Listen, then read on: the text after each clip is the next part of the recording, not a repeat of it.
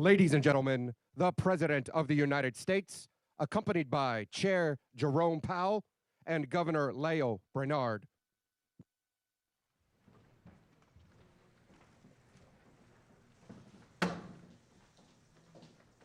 Good afternoon. Please sit down. Before I begin, I want to comment on the tragedy that occurred last night during the holiday parade in Wisconsin.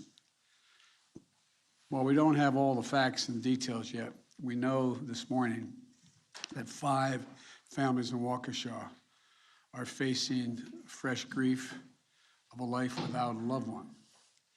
At least 40 Americans are suffering from injuries, some of them in critical condition. And an entire community is struggling to cope with the horrific act of violence. Last night, the people of Waukesha were gathered to celebrate the start of a season of hope and togetherness and Thanksgiving. This morning, Jill and I and the entire Biden family, and I'm sure all of us, pray that that same spirit's going to embrace and lift up all the victims of this tragedy, bringing comfort to those recovering from the injuries, and wrapping the families of those who died in the support of their community. We're all grateful for the extraordinary work of the first responders, from law enforcement to the emergency room doctors, who are working around the clock to deal with the terrible consequences of what happened last night. My administration is monitoring the situation very closely. But now, let me turn to today's announcement. 20 months ago, the COVID-19 pandemic exploded in America, creating the worst economic crisis we faced since the Great Depression, wreaking havoc not only on our economy, but the economies across the world. In just 2 months, over 20 million Americans lost their jobs, and unemployment rate shot up to 14.8%, the highest ever recorded in America. And all of you remember those scenes: major cities and small towns, main streets that looked like ghost towns, boarded up businesses, empty roads, empty highways, empty airports, and empty train stations. Offices were closed, schools were closed, and hospitals were taken to the breaking point. When you remember the depths of the crisis we faced, it's all the more amazing the progress that we've made since then. We've gone from an economy that was shut down to an economy that's leading the world in economic growth. We've gone from small businesses being shuttered to a record number of new small businesses starting up. And we've gone from a devastating job destruction to record new job creation. Don't get me wrong, we still have a long way to go to fully recover from all the pain and destruction caused by the pandemic. And we're still dealing with the difficult challenges and complications caused by COVID-19 that are driving up costs for American families. I know for a lot of Americans, things are still very hard. But if you look at all the facts, you can only come to one conclusion. We've made enormous progress in this country. First and foremost, our economy is creating jobs, lots of jobs. In fact, we've seen a record new job growth in America this year, 5.6 million jobs just since I was sworn in January the 20th. More jobs created at this point in the new presidency than ever before in American history. We have seen a dramatic drop in the unemployment rate from a high of 14.8% in April of 2020 to 4.6% today. Earlier this year, independent experts were predicting it would take until the end of 2023 to see unemployment that low. Our economy is creating new businesses, lots of new businesses. In fact, Americans are starting small businesses at a record rate, up 30% compared to before the pandemic. Economists will tell you that an increase in new businesses is one of the best signs of an economy that's becoming more innovative and more dynamic. And that's because small businesses aren't just the heart and soul of America. They're not just the bedrock of so many communities across the country. America's small businesses are the primary job creators, innovators, and drivers that power our economic progress.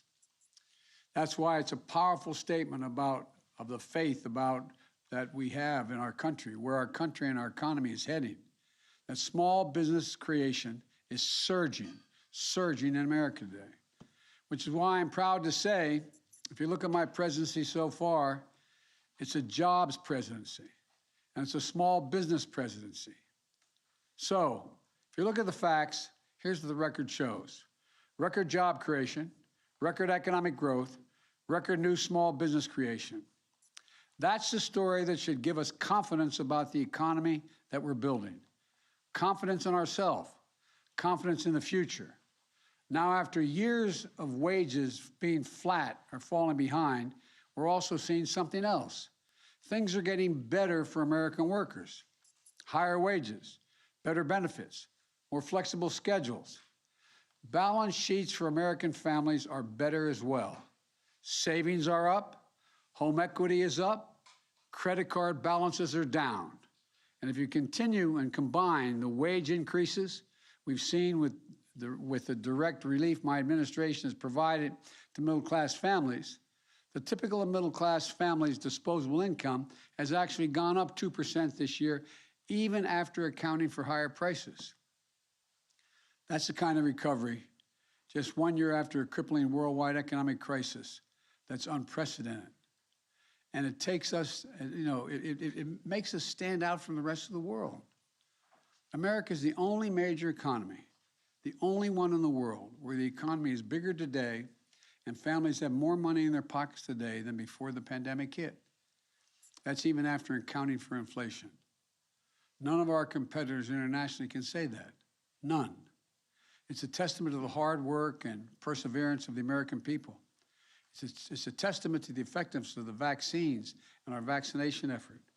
And it's a testament to the economic policies we fought so hard to pass and put in place, especially the American Rescue Plan.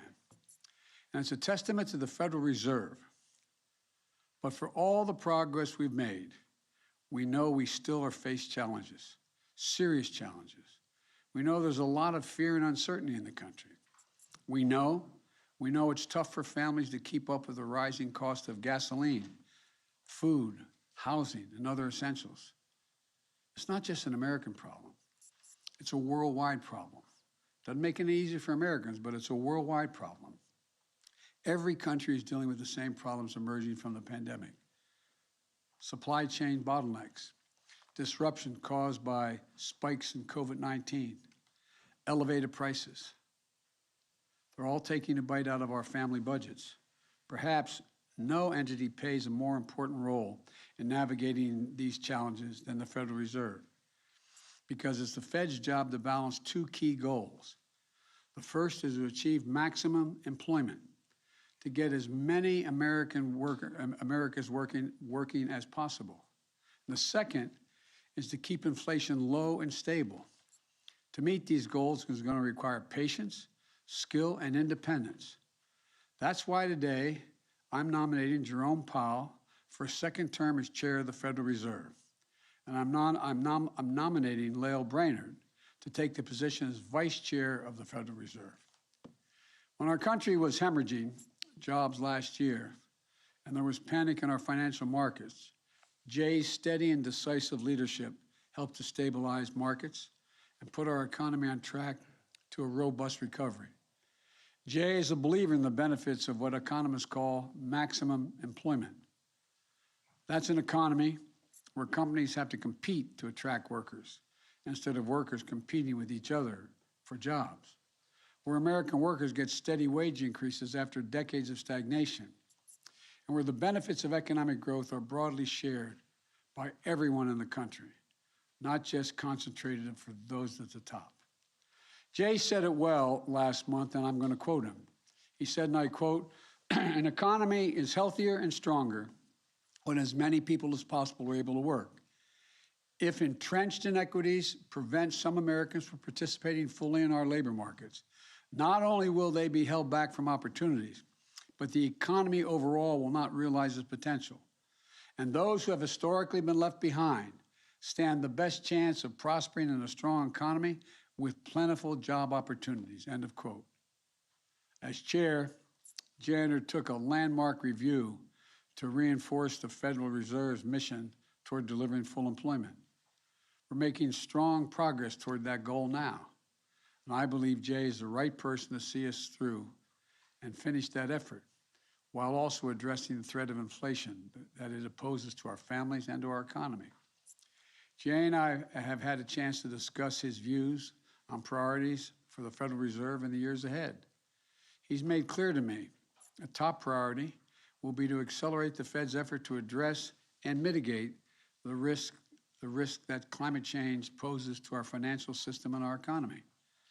Extreme weather has cost our economy over $600 billion over the last 10 years. We have to make sure our financial system can withstand climate change and is prepared to transition to clean energy. The Fed must be a leader among central banks globally in addressing climate-related financial risks. He's also underscored the importance of the Fed taking a more proactive role in the months and years ahead in making sure that our financial regulations are staying ahead of emerging risks, be they from innovations in cryptocurrency or the practice of less regulated non-bank financial institutions. Having served as vice president during the depths of the 2009 financial crisis, and having worked with President Obama to put in place a stronger financial rules of the road, I understand the stakes of our regulations falling asleep at the switch, regulators falling asleep at the switch. Jay, along with the other members of the Federal Board that I will nominate, must ensure that we never again expose our economy and American families to those kinds of risks. I respect Jay's independence, and I also trust that he will follow through on his commitment to prioritize these issues with the skill that he has shown in his service to date. Now, some will no doubt question why I'm renominating Jay when he was the choice of a Republican predecessor. Why am I not picking a Democrat? Why am I not picking fresh blood or taking the Fed in a different direction? Put directly, at this moment, both enormous potential and enormous uncertainty for our economy, we need stability and independence at the Federal Reserve. Jay has proven the independence that I value in the federal chair, in the Fed chair.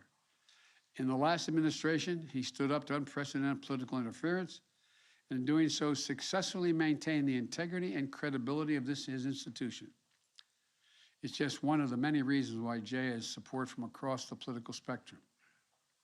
In 2018, he was confirmed with 84 votes in the United States Senate. His approach as Fed chair has earned the respect and support of groups from the AFL-CIO to the Business Roundtable, which brings me to one more reason I've chosen to renominate Jay. I believe having Fed leadership with a broad bipartisan support is important, especially now in such a politically divided nation. I believe we need to do everything we can to take the bitter partisanship of today's politics out of something as important as the independence and credibility of the Federal Reserve. This is vital to maintaining public trust in an independent institution like the Federal Reserve. And that is why I'm so proud as well to nominate Dr. Lael Brainard, to serve as vice chair of the Federal Reserve. By promoting Lael today to vice chair, I'm elevating one of the country's most qualified and dedicated public servants. She's one of the nation's leading macroeconomists.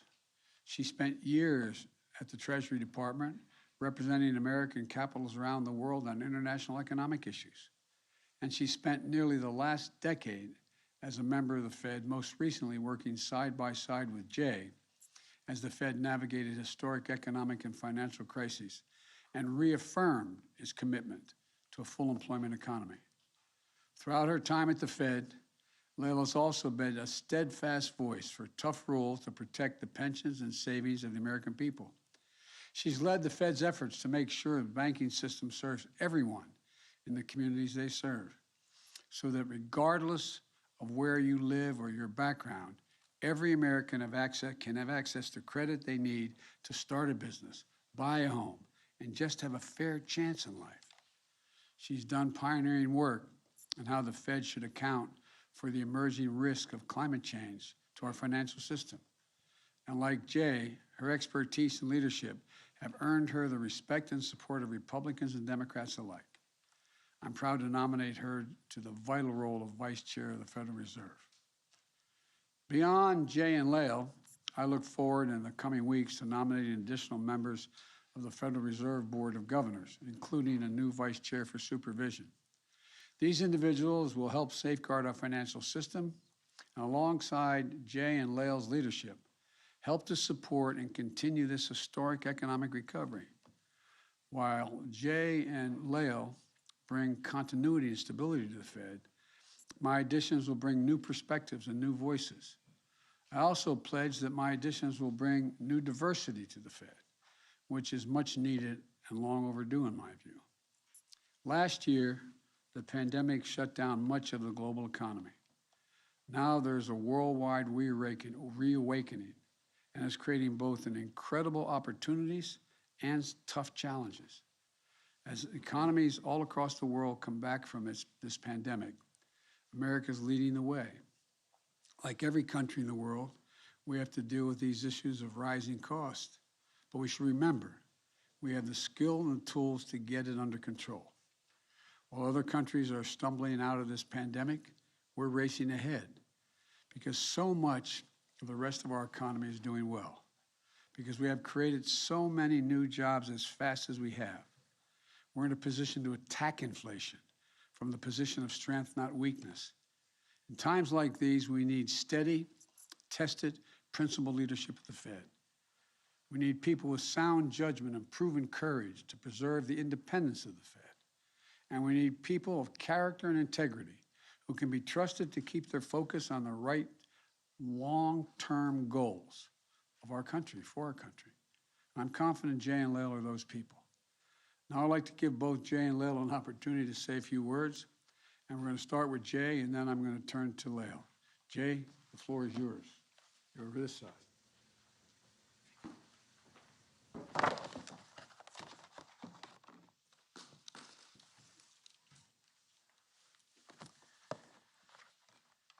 Mr. President, thank you for this extraordinary opportunity to continue to serve the American people. If confirmed by the Senate, I pledge to do everything within my power to meet the responsibilities that Congress has entrusted to the Federal Reserve. I'm joined today by my wife, Alyssa Leonard, and our 3 adult children, Susie, Lucy, and Sam's wife, Alyssa. Their love and support underpin and make possible all that I do. I'm also grateful to the exceptionally talented and dedicated team at the Federal Reserve, with whom it has been my great privilege to serve over the last decade. My predecessor, Secretary Janet Yellen, left the Fed in a strong position to meet every challenge, and I'm thankful for her leadership, her example, and her friendship. When COVID hit our shores, American families and businesses were 10 years into historic economic expansion, with a robust jobs market that was reaching even those who had traditionally been left out. The pandemic, however, brought an immediate and painful recession. Fortunately, American resilience, along with strong policy actions and vaccines that enabled the economy's reopening, cushioned the blows and set the stage for a strong recovery. Today, the economy is expanding at its fastest pace in many years, carrying the promise of a return to maximum employment. Challenges and opportunities remain, as always. The unprecedented reopening of the economy, along with the continuing effects of the pandemic, led to supply and demand imbalances, bottlenecks, and a burst of inflation. We know that high inflation takes a toll on families, especially those less able to meet the higher costs of essentials, like food, housing, and transportation. We will use our tools both to support the economy and a strong labor market and to prevent higher inflation from becoming entrenched. Other key priorities include vigilantly guarding the resilience and stability of the financial system, addressing evolving risks from climate change and cyber attacks, and facilitating the modernization of the payment system while protecting consumers.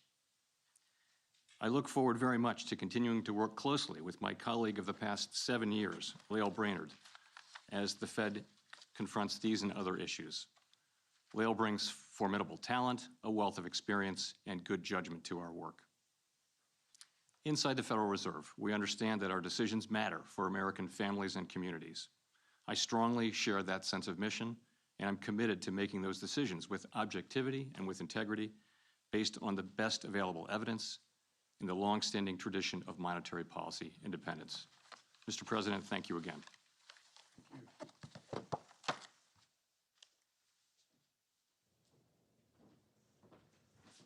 Now I'd like to give the floor to Dr. Brainard.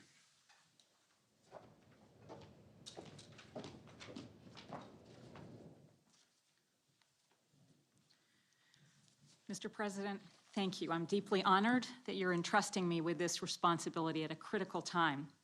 I'm committed to putting working Americans at the center of my work at the Federal Reserve. This means getting inflation down at a time when people are focused on their jobs and how far their paychecks will go. It means supporting a growing economy that includes everyone. It means ensuring that financial markets are thriving and resilient, and the economy is sustainable for future generations. It means serving all Americans in every community across the country and ensuring the Federal Reserve reflects the diversity of the communities we serve. I was privileged to work with Chair Powell as we made every effort to protect workers, businesses, and families from the COVID financial shock with the support of Congress. And I look forward to working with him in the months and years ahead to build a durable recovery. I also want to thank Secretary Yellen, with whom I've also been privileged to work. I'm grateful to the many people who have supported my efforts. As a working mom, I'm especially grateful for the love and support of my 3 dynamic daughters, Kaylin, Kira, and Coco, who took the afternoon off from school, my deeply devoted husband, Kurt, Aunt Vivian, my sisters, and my amazing mother, Joanne, who's here with me today. I'm confident that by working together, we will see a strong recovery for all Americans. Thank you. Thank you. Well, folks, that's it. Hope you have a happy Thanksgiving. And I thank the families of the 2 nominees for being willing to support their work and what they have to do. It's going to be long hours, as you already know, long efforts, and I thank the families. Thank you all. Was your decision influenced by inflation, Mr. President? Okay, press, let's move. Thanks, President.